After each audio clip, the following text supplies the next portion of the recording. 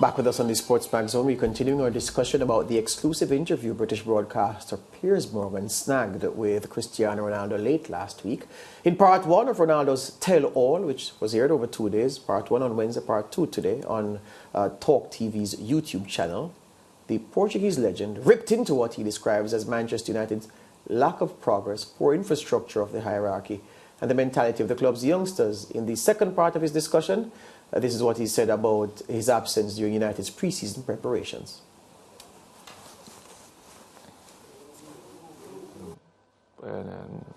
New clubs or the interesting. For example, the pre-season, I had a very, very bad, which is I don't say nobody. The people who surround me, they saw, friends and even my mom. I had some problems in vacation that my young daughter, they have a little problem. They have bronchitis, which is she's bronchitis. Bronchitis, really? Yes. Your little baby, though? Yes. I was in Mallorca in holidays, and she stayed 1 week in hospital, which was, you know, you don't enjoy a lot the vacation. And after what had happened, so worried. Exactly. And the people make up histories that they say that I don't want to go travel. Piers, people have to understand that I'm a human being. I'm always going to be in my side of my family. I'm not negotiate nothing beyond that. The 37-year-old also spoke to what happened during his club's pre-season friendly with Rayo Vallecano, where he was seen leaving the stadium before the final whistle. You play in a pre-season friendly and you leave the ground early with several other players, and there's another huge fuss about this. What was the truth about that? Had you got permission to go? Do you wish you hadn't left early now? Ten Hag wasn't happy, it was reported. What's the truth? Piers, I will be honest with you. It's something that I regret to left from the stadium, probably. Or maybe no, I don't know. It's difficult to tell you 100% if I'm... But let's say I regret. But in the same way, I felt provoked by the coach. I'm not allowed for me, a coach, to put me in 3 minutes in a game. Sorry, I'm not that kind of player. I know what I can give to the teams. You're talking about the Tottenham thing? The Tottenham player. I'm talking about in pre-season, there was a friendly where you left the ground with several other players. Me and 8 players. Right. So, but they mention only my name. Yeah. Which is everyone do that. I don't understand why they mention only about Rayo Vallecano game. Last year, many players do it the same. In that game, 8 players do it the same. So, but they only speak about the black sheep, which is me, I completely understand. Ronaldo also left the stadium during United's 2-0 win over Tottenham back in October in the English Premier League, and Piers Morgan asked him about that as well. To left the stadium. Yeah. But I was, as I told the Piers before, I didn't felt that he had respect for me to put me on 3 minutes after the issues that we had before. I was very, very, very, very disappointing for the communicator of Manchester United, to be honest. I never had a problem with any club, with any coach, and they suspend me 3 days, which is I felt a lot, and it was... And level of sport clubs, I felt a lot, and it was a shame. Was it humiliating for you? I think so, yes. Ronaldo also spoke to what he claims, what were media reports, that he didn't leave United in the summer because no other club expressed an interest in signing him. I happen to know that there was a gigantic one from Saudi Arabia. For example? Like 350 million euros for 2 seasons, is that? True. Yes, it's true. That's a staggering sum of money. Yes. Which you turned down. In that moment, yes. I mean, that to me says you're not just about the money. It's what I'm going to mention now. They say many garbage things that if you are an agent, what you're going to do? You go the clubs, but George Mendes, for example, have more than 100 players.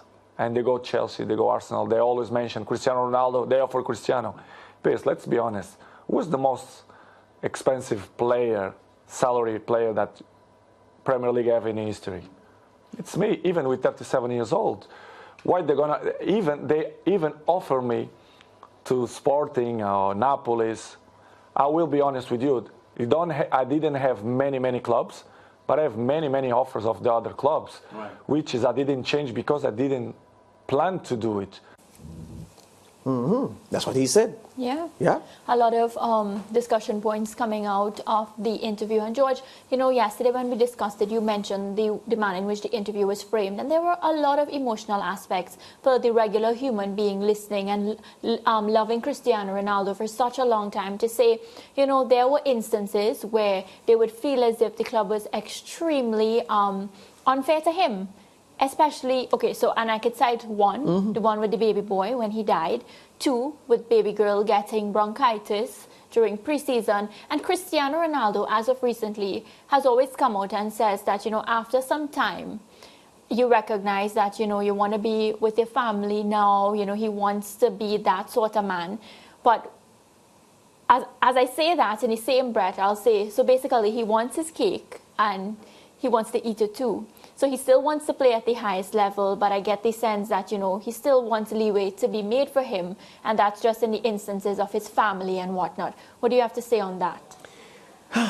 I think that the clips that we saw from the interview, I always felt that the details in the interview would not match the ferocity of the clips, and I've been proven right. Because it's soft. It's a gentle interview for me. When he said that the coach didn't respect him.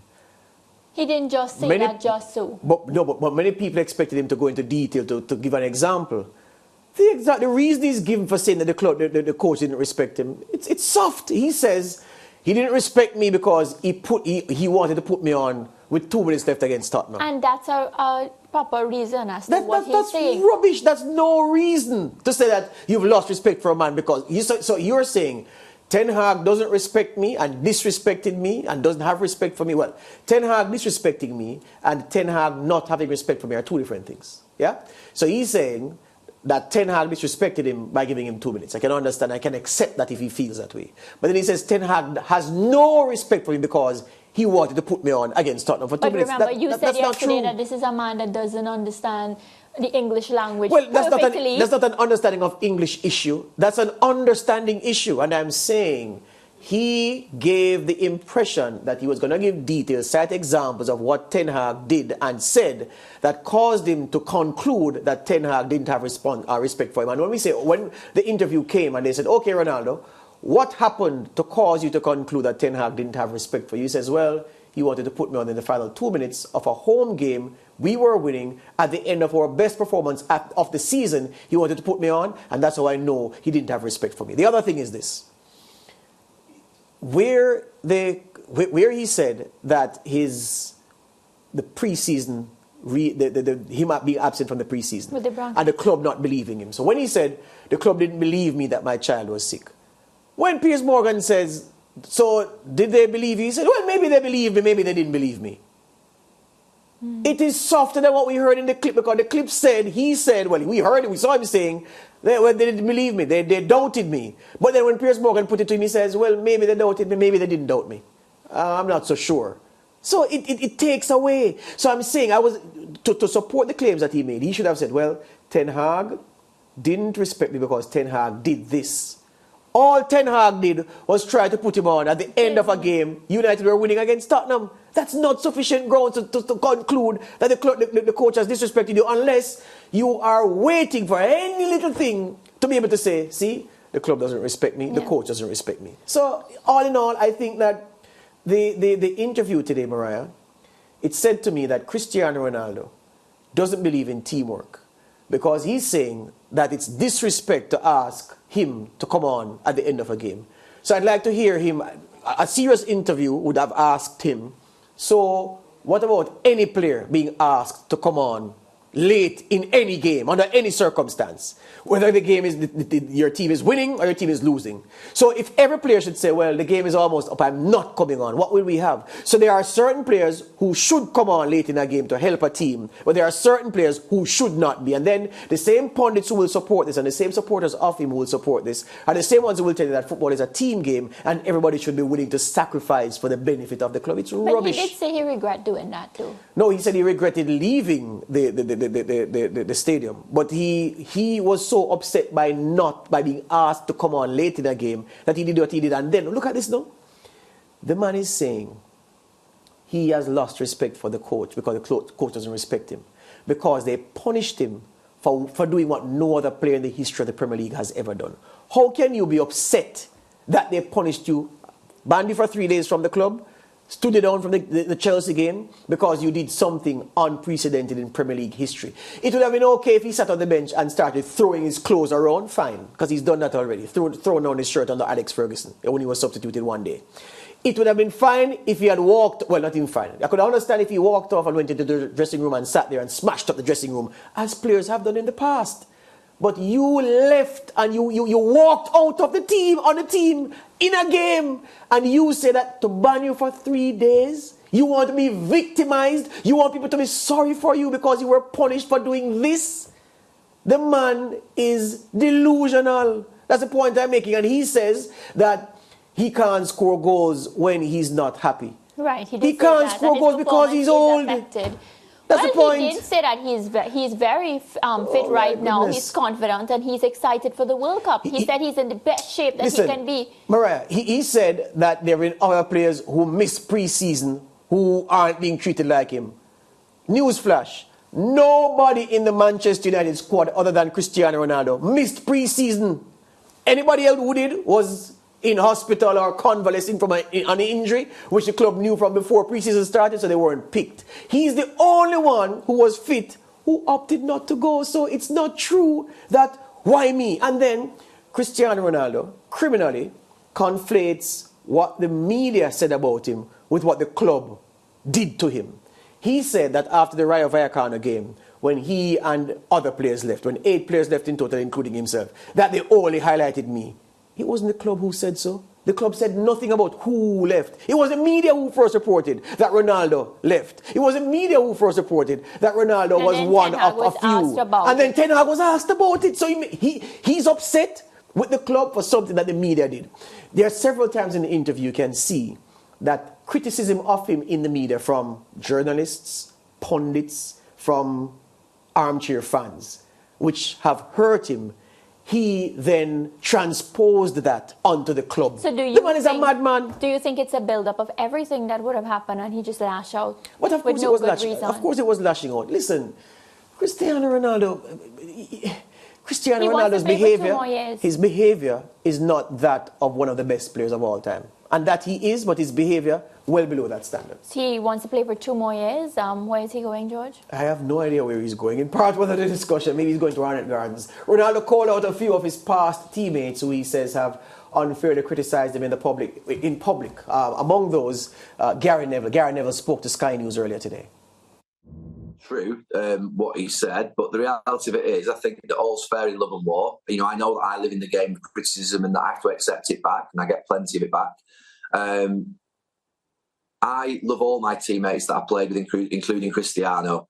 And to be fair, the disappointment I have in the last few weeks, few months, is that he dropped below a standard that I know he has, and I know that he's set previously in his behaviour. And he'll realise that one day, in 10, 15 years, as I have at many times during my life, you know it's a little bit wrong at the time. I suspect he's a little bit uncomfortable at this moment in time in terms of the fallout of what's happened, because deep down he's a sensitive, good human being. And he's just, at the end of the day, not handling probably the latter part of his career as easily as he could do or as well as he could do, because he's got that mentality that I can't describe that people have of his ilk, that just is it's a monster mentality that basically means they cannot accept things going against them or obstacles being put in the way. And they do think everybody's against them, but the reality of it is it isn't like that. I saw Cristiano's comments on social media yesterday or a couple of days ago. And I accept that all's fair in love and war. We live in the game of the media. We accept that we have to have criticism back. Jurgen Klopp last week criticised me, and sometimes he may think I criticise him. That's, to me, part of the game. It's the world that we live in. But from my point of view, I live on television with people at Sky every single day. We have these huge sort of arguments and debates, but we shake each other's hand at the end of it. And I would still shake Cristiano's hand. He may not shake mine, but I still would shake his hand, because to me, I don't carry things forward. It's just something that if I don't do in my life. So, yeah, your reaction to that? Well, Well, I have to agree to at the point where he says, you know, Christie displays this behavior where once you say something against him or things don't go in his favor, it's like, and I quote him, monster mentality. So I get that. But, you know, I still, being the person that I am, want to look at it from Cristiano Ronaldo's side. And just, you know, George, sometimes when people act up, there may be deeper things behind it. I can't understand. Maybe the club had spoiled Cristiano Ronaldo to the point that they are responsible now for this monster mentality. You know, they've given him what he has wanted. This is all this man has known his entire life. So now, for somebody to come and take it away from him, it's probably a shock. Yeah, well, the only reason he was treated in the way he was treated by the clubs was because he was the best player at the club. He's far away from being the best player at Manchester United, and I keep telling people that that is the problem. We are here talking about a Cristiano Ronaldo documentary because Cristiano Ronaldo's powers have waned, and he can't live with the new reality of a diminished skill set, a diminished appetite for production. That's a problem. And that's the difference between him and Messi. I have to say that. What do you mean? Messi doesn't come out and... Oh, okay. Well, there you go, right? And also, the fact of the matter is, Ronaldo has made ridiculous this whole concept of team and nobody being more equal than anybody and nobody demanding special treatment. And even so, within that context, you still give your special talent special treatment. But what he wants is unreasonable, and the man has become delusional. It pains me to see what Cristiano Ronaldo has become. And the last thing I'll say is this, Mariah. Cristiano Ronaldo has spent, well, he spent the whole interview, parts 1 and 2, saying he doesn't care about criticism. Mariah, that's not true.